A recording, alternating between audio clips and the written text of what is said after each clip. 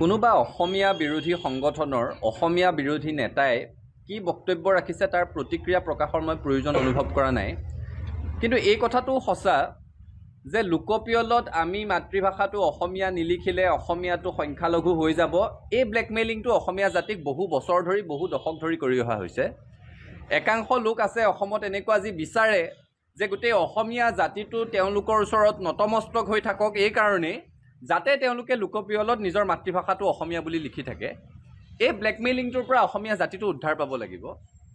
কোনোবাই অসমীয়া মাতৃভাষা বুলি লিখক বা নিলিখক, বাস্তৱ সত্যটো আমি অনুধাৱন কৰিব পাৰিব লাগিব যে অসমত অসমৰ খিলঞ্জীয়া মানুহ সংখ্যালঘুত পৰিণত হ'বলৈ গৈ আছে, আৰু এইটো সঁচা কথা। আজি নহ'লে এটা দশকৰ পিছত বা দুটা দশকৰ পিছত বা তিনিটা দশকৰ পিছত অসমীয়া মানুহ অসমতে সংখ্যালঘুত পৰিণত হ'বই। কাৰণ অবাধ গতিত অবৈধ বিদেশীৰ প্ৰব্ৰজন আৰু জনসংখ্যাৰ ব্যাপক বিস্ফোৰণে অসমত জনগাঁথনিৰ পৰিৱৰ্তন কৰি পেলালে, এইটো সঁচা কথা। অসমৰ বহুকেইখন জিলাত খিলঞ্জীয়া মানুহ এতিয়া সংখ্যালঘুত পৰিণত হৈ গ'ল, এইটোও সঁচা কথা। গতিকে কোনোবা অসমীয়া বিৰোধী নেতাই আমাক সোঁৱৰাই দিবলৈ প্ৰয়োজন নাই। আমি খিলঞ্জীয়া মানুহে নিজেই কথাটো উপলব্ধি কৰিব লাগে যে অসমীয়া ভাষাটো সংখ্যালঘুত পৰিণত হ'বলৈ গৈ আছে, অসমৰ খিলঞ্জীয়া মানুহ সংখ্যালঘুত পৰিণত হ'বলৈ গৈ আছে। আৰু এচাম অসমীয়া বিদেশী চক্ৰই সদায় বিচাৰিছে যে আমি তেওঁলোকৰ যাতে হাতে ভৰিৰে ধৰি থাকোঁ, তেওঁলোকক আমি আমাৰ মূৰৰ ওপৰত যাতে তুলি ৰাখোঁ, এই ব্লেকমেইলিংটোতে যে অসমীয়া ভাষাটো তেওঁলোকে নহ'লে মাতৃভাষা বুলি নিলিখিব। ছাত্ৰ সন্থাই ইয়াৰ পৰা পৰিত্ৰাণৰ উপায় বিচাৰিছোঁ, আৰু সেইকাৰণে অসম চুক্তিৰ ৬ নং দফাৰ জৰিয়তে যি সাংবিধানিক ৰক্ষা কৱচৰ কথা কোৱা হৈছে, বিপ্লৱ কুমাৰ শৰ্মা সমিতিৰ প্ৰতিবেদনৰ এক অন্যতম পৰামৰ্শ হৈছে ভাৰতবৰ্ষৰ সংবিধান সংশোধন কৰি অসমৰ ৰাজ্যভাষা আইনখনক চিৰকালৰ কাৰণে স্থায়িত্ব প্ৰদান কৰিব লাগে। কাৰণ ভাৰতবৰ্ষৰ সংবিধানৰ ৩৪৭ নং অনুচ্ছেদত কোৱা আছে, এখন ৰাজ্যৰ এটা বৃহৎ জনসমষ্টিয়ে যদি বিচাৰে যে তেওঁলোকে কোৱা ভাষাটো ৰাজ্যখনৰ মাতৃভাষা হ'ব লাগে, তেতিয়াহ'লে সেই ভাষাটোক ৰাষ্ট্ৰপতিয়ে, সেই ৰাজ্যখনৰ ৰাজ্যভাষা হ'ব লাগে, তেতিয়াহ'লে ৰাষ্ট্ৰপতিয়ে সেই ভাষাটোক ৰাজ্যভাষা হিচাপে স্বীকৃতি দিবলৈ অধিসূচনা জাৰি কৰিব পাৰে।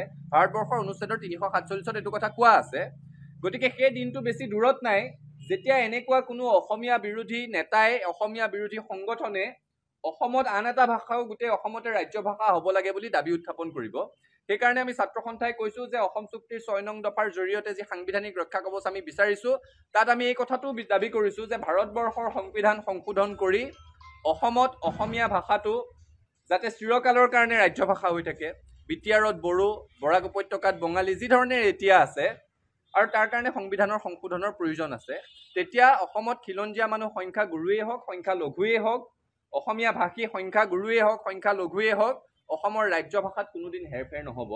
আৰু এনেকুৱা ধৰণৰ মন্তব্য কৰি এই সংগঠনসমূহে, নেতাসমূহে বুজাই দিছে যে তেওঁলোক বৃহত্তৰ অসমীয়া জাতি গঠন প্ৰক্ৰিয়াটোৰ সৈতে কোনোদিন জিন যাব পৰা নাই, তেওঁলোক অসমীয়া বিদ্বেষী, তেওঁলোক খিলঞ্জীয়া মানুহৰ বিৰোধিতা কৰে।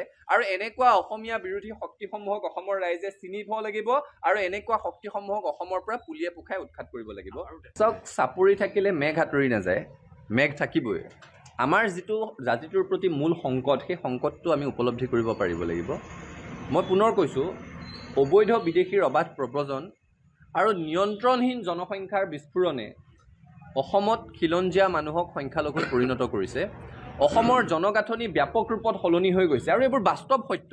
এইবোৰ কথা কেৱল ছাত্ৰ সন্থা বা অসমৰ ৰাইজে কৈ থকা নাই, গুৱাহাটী উচ্চ ন্যায়ালয়, মহামান্য উচ্চতম ন্যায়ালয় সকলোৱে স্বীকাৰ কৰিছে যে অসমত অবৈধ বিদেশী নাগৰিকে ভোটাৰ তালিকাত নাম সন্নিৱিষ্ট কৰিছে।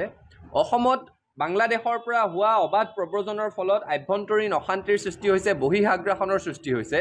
অসমত জনগাঁথনিৰ ব্যাপক পৰিৱৰ্তন হৈছে। বহুকেইখন জিলাৰ খিলঞ্জীয়া মানুহৰ দখলত নাই।